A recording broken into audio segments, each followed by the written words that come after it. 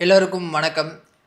ஈரான்லயும், அமெரிக்காலயும் எந்த மாரியான ஒரு சூழல் இருக்கு அப்படின்றது நம்ம எல்லாருக்குமே தெரியும். இந்த நிலையில ஈரான்ல மாட்டிக்கிட்டு இருந்த 345 தமிழக மீனவர்கள் பத்திரமா மீட்கப்பட்டிருக்காங்க.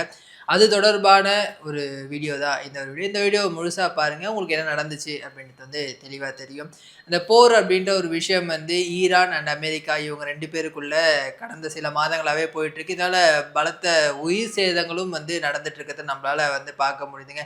இந்த நிலையில ஈரான்ல பார்த்தீங்கன்னா, 345 தமிழக மீனவர்கள் அங்க வேலைக்காக போயிருக்காங்க. அதாவது ஈரான் மட்டும் இல்லாம யுஏஇ, சவுதி அரேபியா இந்த மாரியான நாடுகள்லயுமே தமிழக மீனவர்கள் வேலை செஞ்சுட்டு இருக்காங்க. ஸோ அப்படி இருக்கக்கூடிய சூழல்ல தான் அமெரிக்கா அண்ட் இஸ்ரேல் இவங்க 2 பேரும் அங்க தாக்குதல் நடத்தினதுல அங்க இருக்கக்கூடிய மக்கள் ரொம்பவே பாதிக்கப்பட்டாங்க அப்படின்ட்டு தான் நம்ம வீடியோ காட்சிகள் மூலயமா பார்த்துருக்கோம். இந்த நிலையில அந்த 345 மீனவர்களையும் பத்திரமா இந்தியாவுக்கு கொண்டு வரணும் அப்படின்ட்டு அந்த மீனவர்களுடைய ஃபேமிலிஸ் ஒரு முறையிடுறாங்க மத்திய அரசுகிட்ட. பிஜேபியின் ஃபிஷர்மேன் விங்கினுடைய பிரசிடென்ட் மிஸ்ஸஸ் சீமா அவங்க கிட்ட போய் முறையிடுறாங்க. அவங்க இந்த ஒரு விஷயத்த மத்திய வெளியுறவுத்துறை அமைச்சகத்துக்கு ஃபார்வர்ட் பண்றாங்க. அண்ட் அதன் பிறகு பிரதமர் மோடி அவர்களுடைய அந்த வழிகாட்டுதல் படி அங்க இருக்கக்கூடிய மீனவர்கள் 345 பேரை பத்திரமா இந்தியாவுக்கு கொண்டு வந்திருக்காங்க. இது உண்மையிலேயே ஒரு பாராட்டத்தக்க விஷயம் தாங்க. இது மட்டும் இல்லாம இந்த மாரியான ஒரு சிச்சுவேஷன்ஸ்ல ஒரு வார் சிச்சுவேஷனோ இல்ல ஏதாச்சும் ஒரு எமர்ஜென்சி சிச்சுவேஷனோ இந்தியர்கள் மற்ற வெளிநாடுகள்ல மாட்டியிருந்தாங்க அப்படின்னா, அவங்கள இங்க கொண்டு வர முயற்சியில இந்தியா எப்பவுமே சிறந்ததாவே இருந்திருக்குங்க.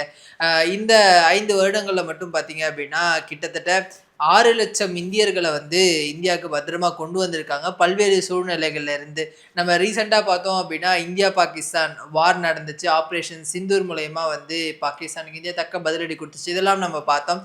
ஸோ அந்த சூழல்ல அங்க மாட்டியிருந்த இந்தியர்கள் எல்லாமே பத்திரமா இங்க கொண்டு வரப்பட்டாங்க. ஸோ இந்த மாரி பார்த்தீங்க அப்படின்னா, கிட்டத்தட்ட 6,00,000 இந்தியர்கள மத்திய அரசு பத்திரமா இந்தியாவுக்கு கொண்டு வந்திருக்கு. கண்டிப்பா இது பாராட்டத்தக்க ஒரு விஷயம் தாங்க. ஏன்னா, இன்னைக்கு தமிழக மீனவர்கள் எவ்வளோ சஃபர் ஆகுறாங்க அப்படின்றத நம்மளால பார்க்க முடியுது. அதுக்கு காரணம் யார் அப்படின்றதும் நம்ம எல்லாருக்குமே தெரியும்.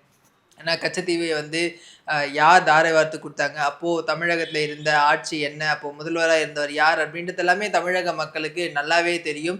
ஒருவேளை அந்த கச்சத்தீவு குடுக்கப்படல அப்படின்னா, இன்னைக்கு தமிழக மீனவர்கள் இலங்கை கடற்படையினால எந்த தாக்குதலுக்கும் உள்ளாகாம பத்திரமா அவங்களோட வேலைகள அவங்க சுதந்திரமா பார்த்து இருந்துக்கலாம். பட் அந்த மாதிரியான சிச்சுவேஷன் இல்ல.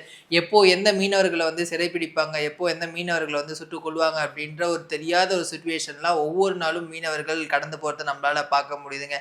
ஸோ அதுக்கு யார் காரணம் அப்படின்றது தமிழக மக்களுக்கு நல்லாவே தெரியும். அண்ட் இன்னொரு புறம் இந்த மாரி வெளிநாடுகள்ல மாட்டியிருக்கக்கூடிய இந்தியர்கள், குறிப்பா ஃபிஷர்மேன்ஸ் இவங்கள பத்திரமா கூட்டு வந்ததுல பிஜேபிக்கு ஒரு மிகப்பெரிய பங்கு இருக்கிறதையும் நம்மளால பார்க்க முடியுது. ஸோ இந்த மாரியான விஷயங்கள்லாம் இந்த ஃபிஷர்மேன் கம்யூனிட்டில இருக்கக்கூடிய மக்களிடையே தேர்தல்ல எந்த மாரி எதிரொலிக்க போகுது அப்படின்றத நம்ம பொறுத்திருந்து தான் பார்க்கலாம். Thank you.